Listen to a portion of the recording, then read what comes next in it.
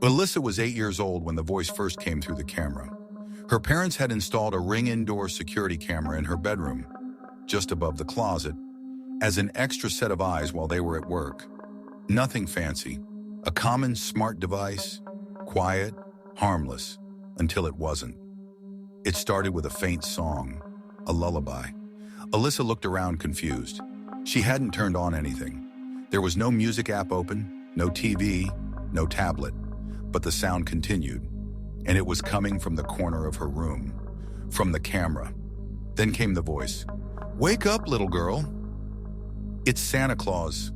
She turned toward the lens, staring. The voice continued, clearer now, crackling through the speaker, not loud, but direct. "You can do whatever you want. Go ahead, mess up your room, break your TV, smash everything." Alyssa screamed for her dad.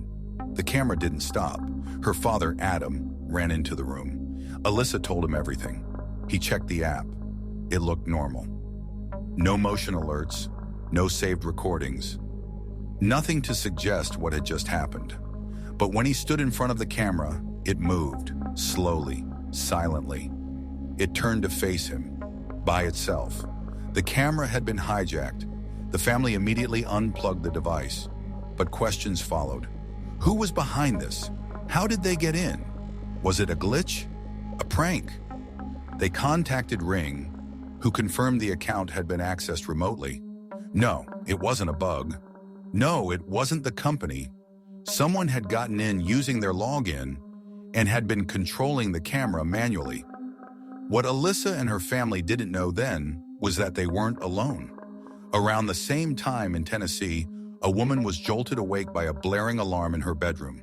The sound was coming from a Ring camera mounted on the wall. Before she could react, a man's voice shouted through the speaker, "Wake up! I can see you!" He laughed, mocked her panic, then went silent. In Portland, Oregon, another family experienced something even worse.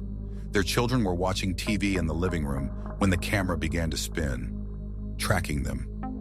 Slowly, deliberately. Then a deep voice whispered, "Nice kids." The feed was silent when the parents reviewed it. No official record of what had happened. Cybersecurity analysts were eventually able to piece things together. These incidents weren't isolated. Hackers were buying lists of breached usernames and passwords on the dark web, old credentials people reused for multiple devices. Once inside a camera account, they had complete access. Live feed, two-way microphone device movement, speaker volume, history logs, and sometimes geolocation, and it didn't stop there. A group of hackers reportedly launched a short-lived podcast where they live-streamed themselves speaking through people's cameras, taunting them in real time. The goal? To scare, to humiliate, to entertain. They even ranked each other on how badly they could frighten someone. Ring responded with public statements urging users to enable two-factor authentication and strengthen their passwords. They claimed the platform itself hadn't been breached, only the user credentials reused from past data leaks. But for people like Alyssa's family, that didn't matter. A stranger had spoken to their daughter in her bedroom, and they had no idea how long he'd been watching. No warning, no trace, just a whisper in the night, a voice from the wall, and a little girl who thought Santa Claus lived inside her camera.